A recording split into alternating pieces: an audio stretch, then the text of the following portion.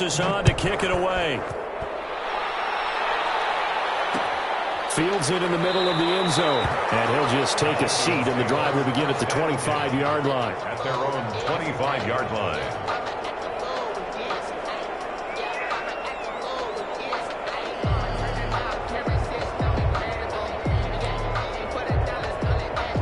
The Minnesota offense about ready to get this next drive underway. They trail offense, first time to touch the ball in quarter 3, and we'll see what they can do. And I can't wait to see what they have planned, because some teams script to start a half. Other teams just go, okay, these are the sequence of plays we want to run. These things worked well for us. And sometimes they throw in that big chunk play right away. Shocker. Try and get after them early and try and create a big play to give themselves some momentum. See what they have up their sleeve. This offense in desperate need of a conversion as they come up on third down.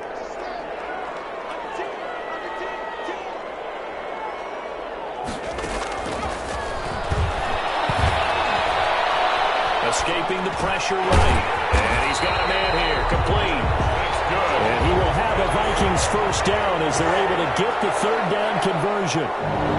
He gets 7 out of it, and he also gets a first.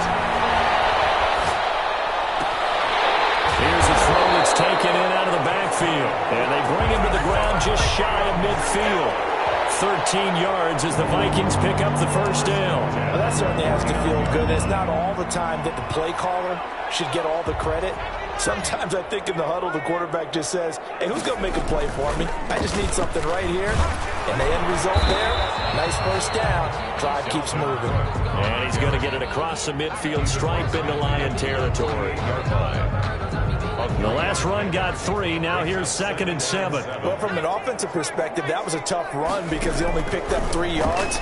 But let's flip it over to the defensive side. They now have the advantage. 3 3-yard gains, that means they're punting the ball likely on 4th down.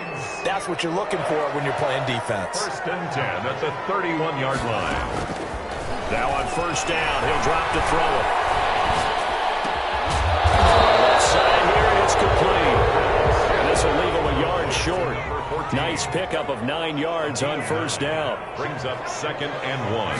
At the Lions. Off the play fake, he'll look to throw. He's going to go up top for the end zone. Well, you got to think that sooner or later, they're going to hit one of those, but the coverage has been excellent thus far, and it was again on the last play. This will be play number 8 here on the drive. It's 3rd and a yard. Throwing right, and that's complete. And he will have a Vikings first down as they're able to convert by plenty there on 3rd and 1. That good for 6 as they keep this drive right on rolling.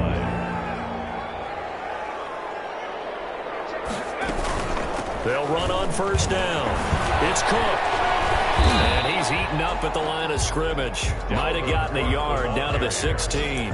Tackle made. Absolutely love the effort there. The ability to flow from his inside spot and stop that one at the line of scrimmage. Nice linebacker play. 2nd and 9 now. That's complete to his running back, Wilson. And he'll get into the end zone. Touchdown, Minnesota. A 16-yard touchdown. And the Vikings are able to cut into that deficit. Getting your back involved, what's the importance there in the passing game? Well, oftentimes you can create mismatches because who's going to cover? And you get him into space, which is where he likes to operate with the ball in his hands. Oftentimes makes people miss, gets that run after the catch, and off he goes. And into the end zone. After the roughing penalty on the PAT, they'll kick off from 15 yards further upfield. That'll be taken about a yard deep. And no chance to get away as they'll get him down at about the 17-yard line. At their own 17-yard line.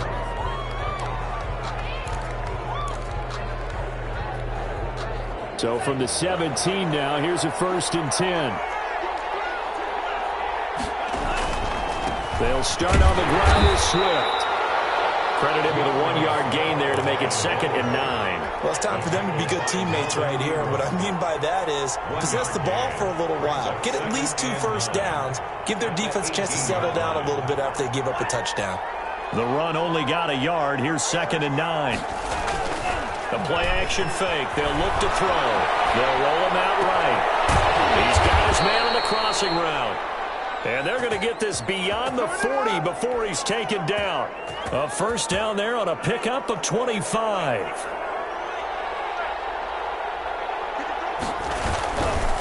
Now it's Swift.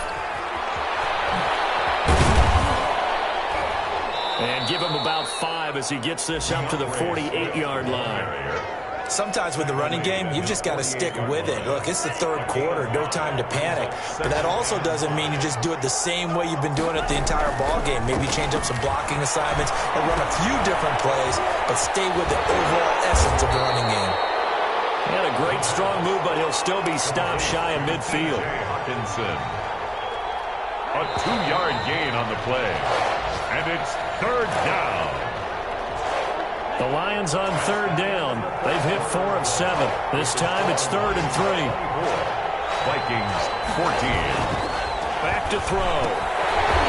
Yeah, he will not be able to hang on through the contact. It's incomplete.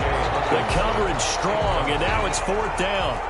Normally being a big-bodied receiver plays to their advantage downfield. Go up and make the catch, take the hit, and pick up yardage. But in this case, the hit was timed really well and popped it free from his grasp. Take over 1st and 10 at their own 12-yard line.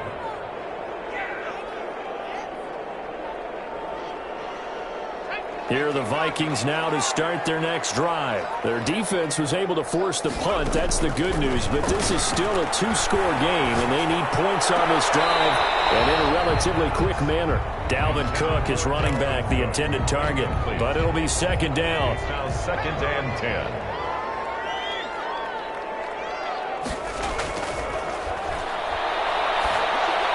Now he's going to swing this one out to his running back. And out of bounds across the 15-yard line. 5 yards. Now it's 3rd and 5. One thing I think that's safe to say defensively, the tackling's been really good. And because of that, it's been very, very hard for them to move the ball because you're not getting the benefits of run after catch. They tackle him almost on the spot. That means they have to run extra plays, harder to move it. And he will have a Vikings first down as they're able to get the 3rd down conversion. First time they've looked his way in this game. He comes through picking up the first. They're going for Jeff, and that's caught inside the 35. Touchdown, Vikings. Justin Jefferson, his 3rd touchdown now on the year. And the Vikings are able to make this a close game again. Heck of a start to his season. He had 2 touchdowns in the opener last week and another one here in week 2. Well, I don't want to call him a touchdown machine this early, but sometimes you get locked in, and you feel good about things. You get into that zone, and those touchdowns come in bunches. He may be off to that kind of a start. It's like he was shot out of a cannon. I would imagine success this early, great momentum going forward for the rest of the year. He keeps this up, they'll soon be chanting MVP anytime he touches the ball. And ultimately, he stopped right where he would have been if he had simply gone down to a knee at the 25.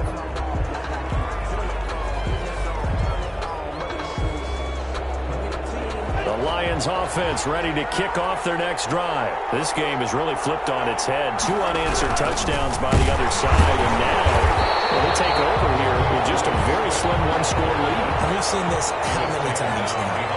Teams get a big lead, they go into coast mode, and all of a sudden they're scrambling and battling for a win down the stretch.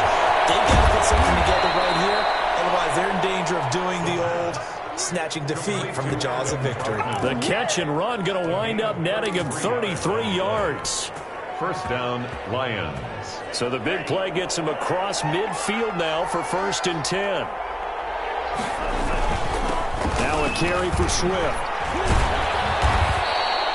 It's a 7-yard carry to set them up with a 2nd and 3. And I'm guessing you'd say this is kind of the key here. Grind out some yardage, work on that clock, see if you can continue to tick it down. Definitely, you want to bleed things out at this point, right? Continue to possess the football, gain some yardage, and put the onus on the defense. Do they have to use timeouts? What are they going to do to stop you? You're taking charge. It'll be a loss of a couple on the play, so now 3rd down coming up. Now, obviously, that's some good work there defensively, being able to stop them and bring up a key 3rd down. But if you're on the offensive side of the ball, there's an opportunity, because I know what defensive guys are thinking right now. Just stop them, get to the ball. That means they might not be sound defensively. There could be some opportunities. And you said key 3rd down. Highlight that word, put it in bold. Here we go. So here we go. Maybe the biggest kick of the game forthcoming. This officially a 55-yard attempt. 55-yard attempt. And he has got it from 55 yards away. That was never in doubt. So they get the 3, but you wonder now, is that going to be enough? Excellent question, because when I look at the smiles on that side of the field, they're a little tight, aren't they? If they had scored a touchdown there, those would be big half-moon grins right now, because they'd feel a whole lot better about their position. And a touchdown in the other direction, all of a sudden they're down. The Minnesota offense about ready to get this next drive underway. They'll come out throwing here to start the drive, eluding the pressure right, and that'll be incomplete. Yeah, that one sailed on him. You've got to make sure you give your receiver a chance to come down inbounds, because they are very gifted. They'll make the circus catches, but if they make them out of bounds, that does you no good. Now this one to his running back out of the backfield. And he'll be out of bounds, but able to get it up past the 45. 23 yards to pick up there. First and 10 at the 48-yard line. They'll look to throw here on first down. Airing it out deep for Smith. This is caught inside the 15. Touchdown, Vikings. Smith Jr. with 2 touchdowns on the season, both in this game. And if the Vikings can take care of business on the extra point, they will have the lead. A very important extra point there, up and good. And they have taken the lead here in this fourth quarter. Morstead out now following the touchdown to kick. Fielded in the end zone. And this return will net positive as he gets past the 25 and up to the 27-yard line. 27-yard line. The Lions offense ready to kick off their next drive. And they will be looking to answer the touchdown their defense just surrendered. Still a good chunk of time remaining here in the fourth quarter and a chance to regain the lead in the tight one. And they get him down, but not before he takes it across the 40-yard line. They may want to go back to that one. First play of the drive, good for 15 and a first down. Some good games going on in the early window. This might be the best of the bunch. Here's a throw out wide, complete to his running back right side. And he'll go down, but not before getting this inside the 30. Another big gain or 2 in succession as this one goes for 32. Well, this is where an offense needs to show what it's made of, and in fact, where a quarterback needs to show what he's made of, trying to engineer a fourth quarter comeback, and he hits a big one right there.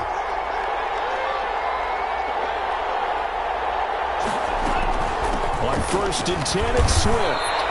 Officially, it's a 1-yard loss. That's going to bring up second and 11. There's no question that coming into this game, this defense was pretty vocal about its desire to take this running back out of his game. And all that pregame wolfing has turned into results.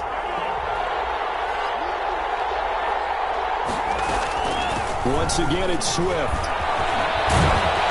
And down inside the 15, shy of the 10. That's how you get right up off of the mat, because on the last play, they stoned him in the backfield and dropped him for a loss. But he's the type of guy that scared me a little bit because he's not daunted. Just got right back up, showed some confidence, and picked up a first down with his very next run. Finds the open target, Arnold. And now they're inside the 10 as he's brought down at the 9. It's a pickup. 3 yards the gain there, second down. Well, they were unable to make anything really big out of that. But it's not a bad idea to find your tight end and give him an easy completion and keep moving things forward. Almost as bread and butter is a good running back dive play. So the Lions in possession of the football as we welcome you back. And let's see what they've come up with offensively after having time to talk it over. On second down, Swift. And he's going to be brought down just shy of the 5 at the 6. Still about 3 yards shy of a first as the 4-yard pickup brings it to third down.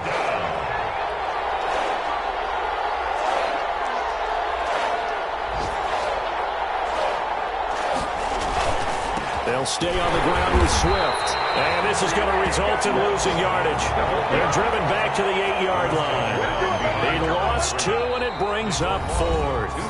The Vikings going to signal for their first of their timeouts. as they'll head to the sideline and talk over what to do next. So on 4th down, out trots the kicker in a big spot here. This for the lead in the final stages. Rosa's kick is good. And they have taken the lead here in the final 2 minutes. Big kick right there to give them the lead in the 4th, but there is still time left for a final drive. Did they score too soon?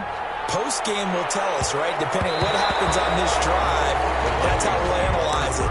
If the other team scores, they scored too soon. If they somehow hold on, they've managed the clock exactly right.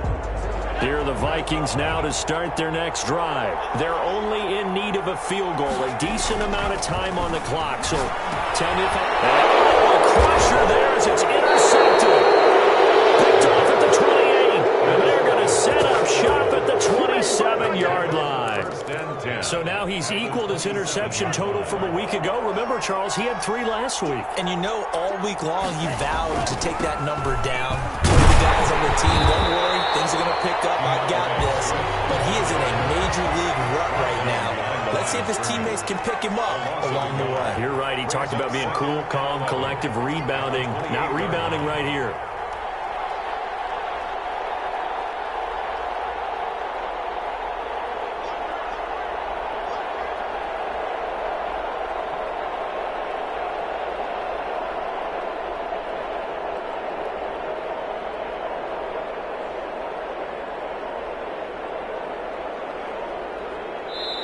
The Lions will use the first of their timeouts. That'll leave them with 2 remaining. We'll be back after this.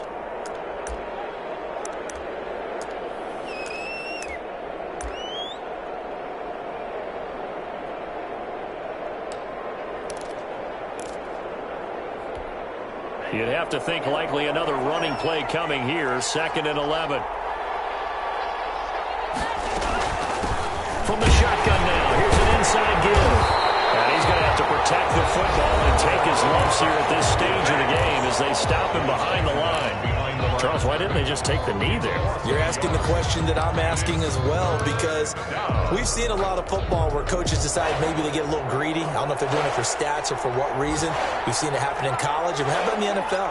The miracle of the Meadowlands. All they had to do was take a knee. The game was over. The Giants ran it one more time. Ball popped free. Philadelphia picks it up and wins the game. What year was that? 1978. I think it was in November. I think we can safely say that those types of plays are the backbone of this offense. We know not every run's going to be a big hitter, but you know they'll take that type of result on each and every attempt. Makes the score line.